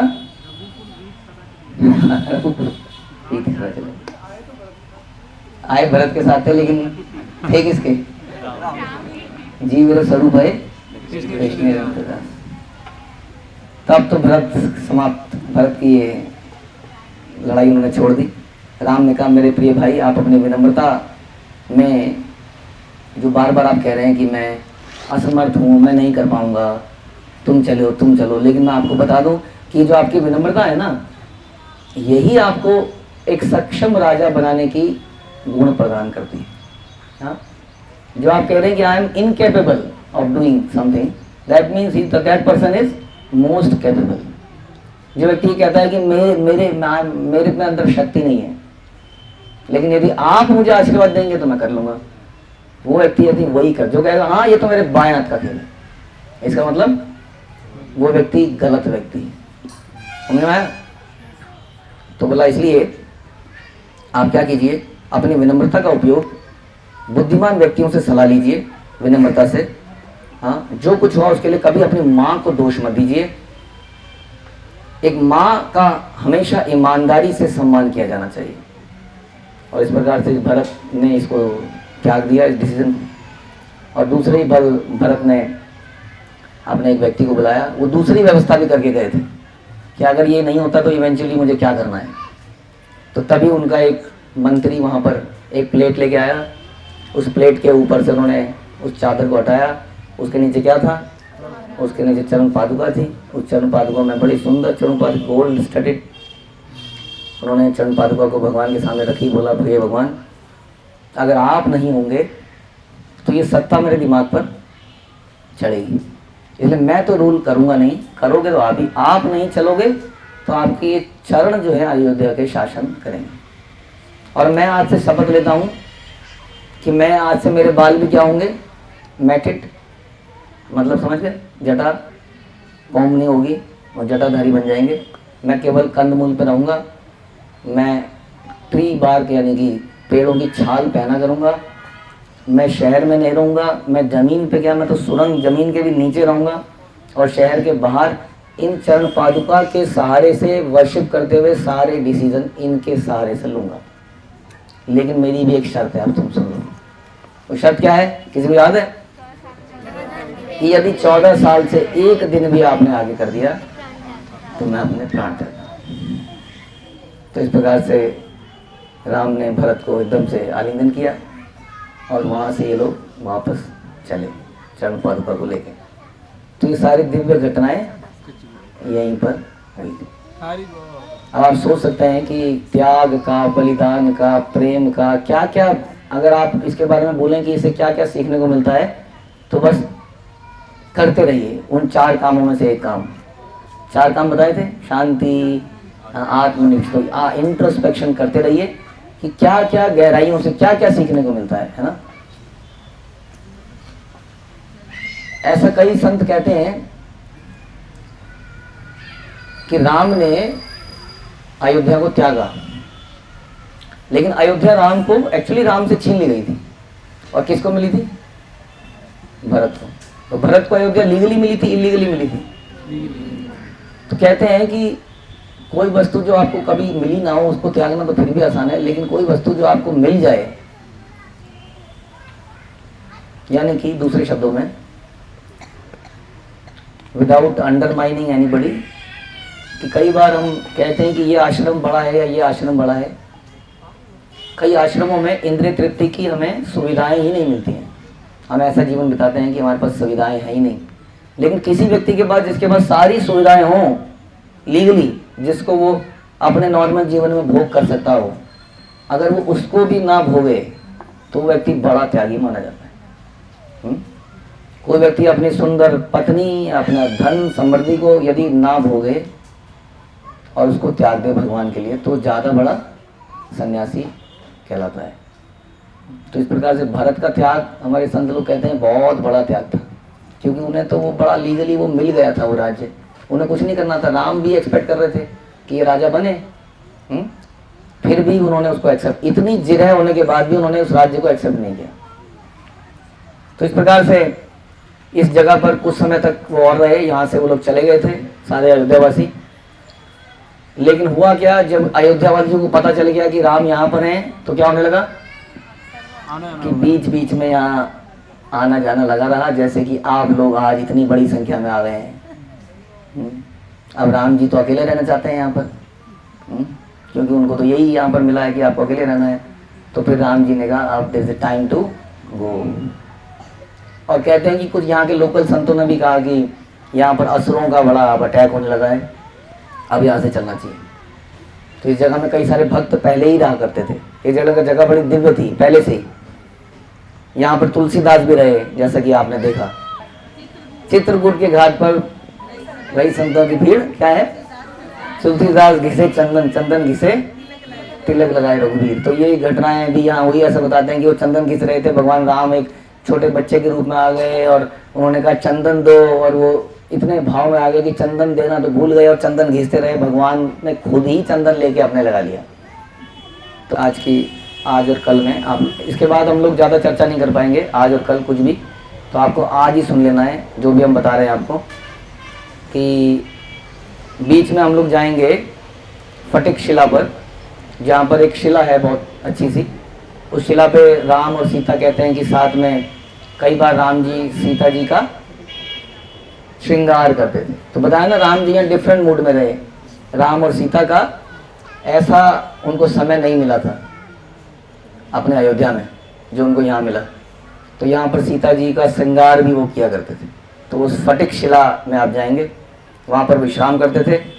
और वहाँ पर वो चिन्ह है, भगवान राम के सीता के चिन्ह हैं, और वहाँ पर जयंत के भी चिन्ह है बोलते हैं। जयंत कौन है? इंद्र का बेटा, जैसा बाप वैसा बेटा। तो ये जो बेटा है ये एक बार रूप बदल के क्या बन गया? कौवा बन गया।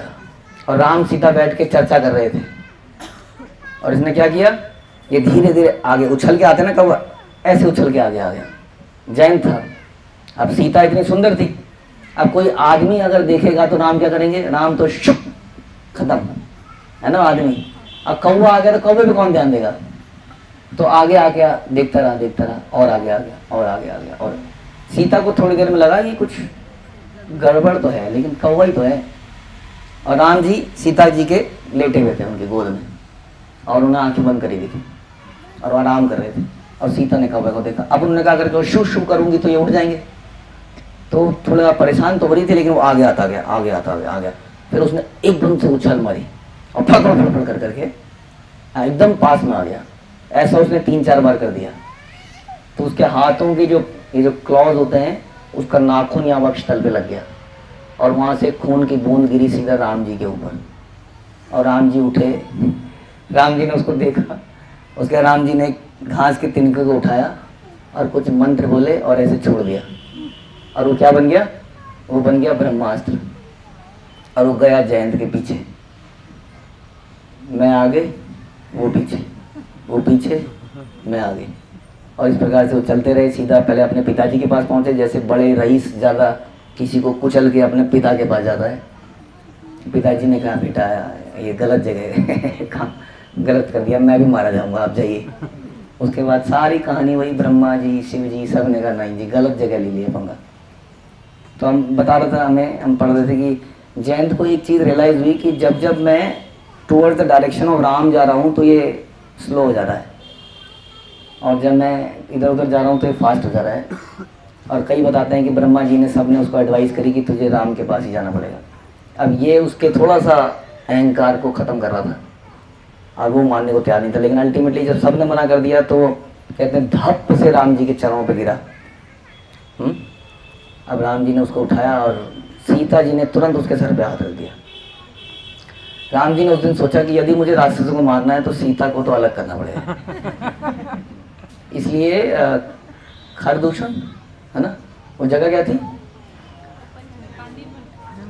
जन्म स्थान। तो जन्म स्थान में जब ये खरदूषण आए तो राम जी ने केवल एक काम किया, लक्ष्मण तुम्हारा एक ही काम है क्या? सीता को ले जाके वहाँ साइड में खड़े रहो, यहाँ मत रहो। तो उन्होंने 14,000 लोगों को अकेले मारा था राम ने। तो राम जी ने कहा सीता मारने नहीं देगी किसी को। तो राम जी ने कहा कुछ तो करना ही पड़ेगा इसका, ऐसे तो नहीं होगा काम। तो राम ने क्या करा, उस तिनके से जो भी वो ब्रह्मास्त्र था उससे उस कौवे की एक आंख को फोड़ दिया। अब वो एक आंख फूट के शांति से चला गया। तो ऐसा हमने सुना कि कौवों की क्या एक आंख कुछ गड़बड़ होती है, काना कहते हैं ना कौवे को, कुछ है कौवों के साथ।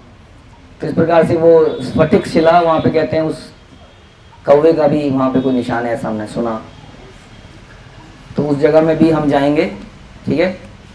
उसके बाद एक और जगह आप जाओगे, सती अनुसुईया, जहाँ पर रानी सीता मैया जब यहाँ से निकली चित्रकूट से, तो चित्रकूट से जब वो निकले दंड करने की तरफ, सबसे पहले वो कहाँ पहुँचे? सती अनुसुईया के आश्रम में, जहाँ जो आज भी है। तो सती माता के बारे में आप जानते हैं कुछ? तो सती माता जो है अनुसुईया, सती अनुसुईया मतलब सती अनुसुईया और अत्रि ऋषि। तो सती अनुसुईया बहुत सारी इनकी कथाएं हैं, हाँ अनेक कथाओं के नाम। सबसे पहले तो ये कि जो मंदाकिनी रिवर जहाँ पर आती है, ये जो रिवर है यहाँ पर, ये मंदाकिनी वो मंदाकिनी नहीं है जो मैं वही पूछ रहा था किसी से, जो रुद्रप्रयाग में अलकनंदा से मिलती है, वो मंदाकिनी अलग है, ये मंदाकिनी अलग है। ये मंदाकिनी सती अनुसुईया के यहाँ से आती है, आश्रम से, ऐसा बताते हैं। क्योंकि यहाँ पर 10 साल तक सूखा बना रहा, और उस सूखे को मिटाने के लिए अल्टीमेटली सती अनुसुईया ने तपस्या करी, और फिर यहाँ पर मंदाकिनी आई और इस जगह में हरियाली हुई। तो एक घटना तो यही है। इसके अलावा और भी घटनाएं हैं। आपने सुना होगा कि एक बार 3 स्त्रियों में, स्त्रियों में होता है ना, बता है शीशे सबसे सुंदर कौन? तो 3 दिव्य स्त्रियां थी, कौन हो सकती हैं वो? पार्वती, लक्ष्मी और सरस्वती। इन तीनों में ये चर्चा हो रही थी कि कौन सबसे बढ़िया है, किसका सूट सबसे अच्छा है, किसकी गोपी ड्रेस सबसे अच्छा है। सारे नीले ही हैं, अच्छा क्या है? हाँ, तो उन्होंने कहा कौन सबसे अच्छा है। तो बीच में नारद जी आ गए। नारद जी ने कहा क्या बात कर रही हो अपनी, वहाँ सती अनुसुईया सबसे बेस्ट है। उन्होंने कहा अच्छा आई पता चल जाएगा। हाँ सुनो जी। तो तीनों ने अपने सुनो जी को बुलाया। तो कौन कौन? ब्रह्मा जी, विष्णु जी और महेश। तो जरा दिखाइए तो कि सती सबसे, ये अनुसुईया सबसे महान है। ठीक अभी दिखा देते। तो तीनों गए उनके आश्रम में। तो उन्होंने बोला कि हे माता, हमें कुछ प्रसाद चाहिए, लेकिन एक शर्त है कि आपको निर्वस्त्र होकर हमें प्रसाद देना होगा। अब अगर किसी ब्रह्मा विष्णु महेश है भैया, बिग मैन, मैंने उससे शादी क्यों करी? एक तो उसकी इनकम और उसके दिन कम। तो बूढ़े से शादी करती है क्योंकि उसकी इनकम है और दिन भी कम है। तो इतने बड़े बड़े लोग आ गए यहाँ, तो ब्रह्मा विष्णु महेश। लेकिन सती अनुसुईया तो सती थी। उन्होंने तुरंत, ऐसा कुछ लोग कहते हैं कि कोई साधारण जल था, कुछ कहते हैं उनके पति के पैरों को जल था, कुछ मंत्र बोले, जल लिया, उन तीनों पे छिड़क दिया और वो तीनों इतने ऐसे बच्चे बन गए। उनको खाना वाना दूध दिया, हो गया काम, सारा हो गया। ये लो तुम्हारी बात पूरी, लेकिन वो बच्चे ही बने रहेगा। अब सोचिए, संसार को चलाने वाले ब्रह्मा विष्णु महेश वो समाप्त हो चुके हैं, वो बालक बन चुके हैं।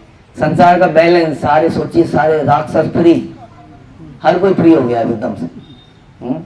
अब 3 महादेवियां, उनकी कौन उनका सूप लाएगा, कौन उनकी प्रसाद लाएगा? उनके पति तो बच्चे बन गए। नारद जी कुछ कीजिए, बताइए क्या करें? उन्होंने सती अनुसुईया बचाना पड़ेगा। ओहो, सारी इज्जत की धज्जियां हो रही। गई थी सती अनुसुईया पे, हमारे पतियों को दे दीजिए, हम समझ गए आप ही सबसे महान है, तो अगर ले लो। फिर से उन्होंने प्रार्थना करी, वो फिर अपने रूप में आ गए। उसके बाद बोला, बोल क्या चाहती हो? हम तुमसे बहुत प्रसन्न है देवी।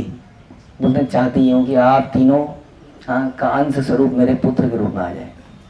तो उनके तीनों के अंश कैसे कैसे आए? विष्णु के अंश कौन आए? दत्तात्रेय। और शिव जी के अंश आए दुर्वासा, और ब्रह्मा जी के अंश आए चंद्र। इस प्रकार से ये 3 देव उनके पुत्र के रूप में आए। तो ये वही सती अनुसुईया है। और एक और कथा जो हम पहले भी सुना, जो बहुत ही टचिंग कथा है वास्तव में।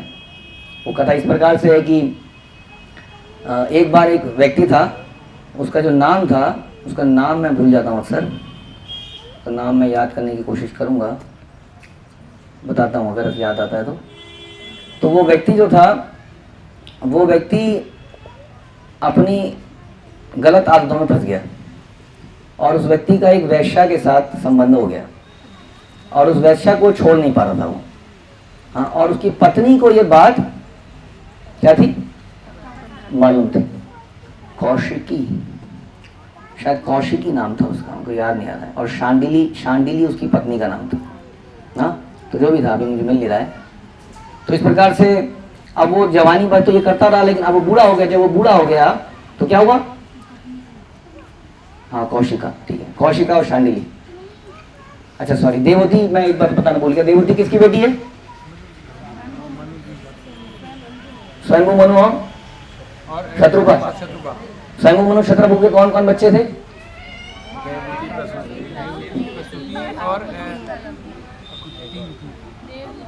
और 2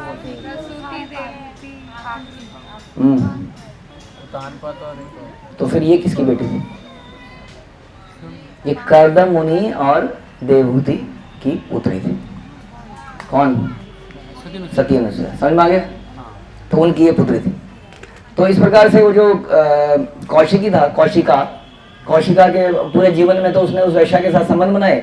अब जब बूढ़ा हो गया तो जा नहीं पाया। वैश्या ने भी, वैश्या को क्या चाहिए था? उसको जब तक आएगा कुछ पैसा देगा तो ठीक है, नहीं तो भूल गई।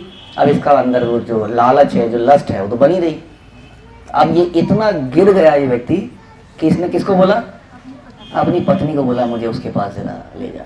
सोच जरा इस बात को, इतना गिर सकता है मैं? उन्होंने कहा जरा मुझे ले जाओ उसके पास। और सोचो इस लेडी के बारे में, इसने कहा ले चलते हैं। और वो ले चली, शांडिली। और ले चली। अब रास्ते में क्या हुआ, एक दूसरी कहानी घूमने ट्विस्ट हो रही थी। एक भोले ऋषि का नाम आपने सुना होगा, मंडव्य, वो अलग कहानी है। मंडव्य ऋषि वहां करा रहे थे, रास्ते में गिरे थे क्योंकि उनके पेट पे एक त्रिशूल घुसा हुआ था। जो भी कहानी थी वो एक अलग कहानी है। अब क्या हुआ, ये जब जा रहे थे, अभी बूढ़ा तो था ही, पत्नी के सहारे जा रहा था, किससे मिलने? वैसे से मिलने। तो इसका पैर मांडव्य ऋषि के लगा और वो ऑलरेडी त्रिशूल घुसा हुआ है, और जब कोई ठोकर मारेगा तो एकदम से और दर्द होने का, तू कल सवेरे का सूरज ना देखे। और यहाँ उनकी पत्नी खड़ी थी, इतनी पतिव्रता पत्नी जो कि उसको वैश्या के पास ले जा रही है। तो उसने सूर्यदेव से प्रार्थना करी, उसने कहा सूर्यदेव मेरी भी ये जिद है कि कल सवेरे आप निकलो ही ना, आप निकलोगे तो पति मरेगा, तो आप निकलो ही ना। सूर्य देव ने उस पतिव्रता स्त्री की बात को मान लिया और अगले दिन सूर्य सवेरे सवेरे समय निकलता गया। मुर्गा बोलता ही रह गया, सूर्य नहीं आए। सारे संसार का बैलेंस खराब होने लगा, देवता वेवता सब परेशान हो गए। अब जब ऐसा हुआ तो उन्होंने किसकी याद आई? सती अनुसुईया की। तो सती अनुसुईया के पास गए, बोला अब इस संकट से आपकी स्त्री का मामला है, हम कुछ कर ही नहीं सकते यहाँ पे। तो उनके पास गई, कही देवी मैं तुम्हें ये विश्वास दिलाती हूँ कि सूर्य उगेगा और तुम्हारा पति मरेगा भी नहीं, अब सूर्य के उगने को तुम रोको मत। तो उन्होंने बोला ठीक है जब आप कह रही हो तो सूर्य भी उगा और वो पति भी नहीं मरा। ऐसा व्रत था अनुसुईया का। तो ये दिखा रहे हैं just few power of a lady, कैसी एक लेडी की पावर हो सकती है जस्ट बिकॉज चैस्टिटी की वजह से। तो ये पावर थी सती अनुसुईया की। तो ऐसी पावर आप लोग रिक्वेस्ट कर सकते हैं सती अनुसुईया आश्रम में, तो वो आश्रम में हम जाने का प्रयास करेंगे, ठीक है। उसके बाद गुप्त गोदावरी जगह है। गुप्त गोदावरी एक सुरंग जैसी पहाड़ के अंदर से आप गुप्त गोदावरी है, वहाँ गोदावरी नदी अदरवाइज तो यहाँ नहीं है, पर उसी जगह पे कुछ पार्ट में है शायद। और वहाँ पे राम लक्ष्मण नहाया करते थे, सीता एक बार वहाँ नहा रही थी, कोई दुष्ट देखने आ गया, लक्ष्मण ने ऐसा बाण मारा, कहते हैं कि वो चट्टान के ऊपर ही समा गया। तो वही गुप्त गोदावरी भी जगह यहाँ पर है। तो ये सब है, ये सब आज हम करेंगे। फिर आपको बस में प्रसाद मिलेगा। और कल का आप लोग सवेरे जल्दी उठ के, आपको सवेरे जल्दी क्यों उठना है? क्योंकि राम जी के मंदिर में नहीं तो बहुत ज़्यादा लाइन लग जाएगी, है ना। तो इसलिए आपको थोड़ा जल्दी उठना है। राम जी का दर्शन करने से पहले हम लोग कहाँ दर्शन करते हैं? हनुमान गढ़ी का। कहते हैं कि जब राम जी आ गए थे वापस, तो हनुमान जी ने वो स्थान बनाया था अपना, वहीं पे वो रहते थे, तो वहाँ पर पहले दर्शन किए जाते हैं। उसके बाद में हम, तो पहले हम वहाँ जाएंगे, वहाँ पर भगवान राम जी, हनुमान जी माता अंजनी की गोद में है। वहीं से फिर हम दशरथ महल में जाएंगे। तो दशरथ जी का महल है जो जहाँ दशरथ जी रहा करते थे, वहाँ भगवान की कुछ बचपन की पास टाइम ज़रूर रहे होंगे। उसके बाद हम कनक भवन जाएंगे। कनक भवन किसने किसको दिया था? कैकेयी ने मुंह दिखाई के रूप में सीता मैया को दिया था। सोचिए कितना प्रेम था। इस प्रेम में कोई ना कोई मंत्र ही बीच में आता है, जो हमारे अंदर क्या प्रॉब्लम आती है? मैं और मेरा, है ना, ईर्ष्या, मैं मेरा, हमारे अंदर कोई ना कोई डाल देता है, तभी सारी समस्या आती है। इतना प्रेम वो करती थी। तो इस प्रकार से कनक भवन जाएंगे। उसके बाद में हम लोग गुप्त घाट जाएंगे, गुप्तार घाट। गुप्तार घाट वो जगह है जहाँ पर से भगवान ने सरयू रिवर में डुबकी लगा के वहीं से वो अपने धाम को, अयोध्या धाम जो वैकुंठ में है, उधर चले गए थे हमेशा के लिए। तो वो है गुप्तार घाट। तो गुप्तार घाट में हम जाएंगे, अगर समय मिलेगा तो स्नान करेंगे। उसके बाद हम जाएंगे नंदीग्राम। नंदीग्राम कौन सी जगह है? जो अभी हम सुन रहे थे, जहाँ पर भरत महाराज ने अपनी चरणों को रखे, तो उनके राम जी के चरणों को रख के पूजा करके मेन अयोध्या के बाहर नंदीग्राम में अपना ऑफिस बनाया था। तो वहीं पर भरत महाराज रहे थे, तो हम वहाँ जाएंगे। राम सिया राम सिया राम जय जय राम,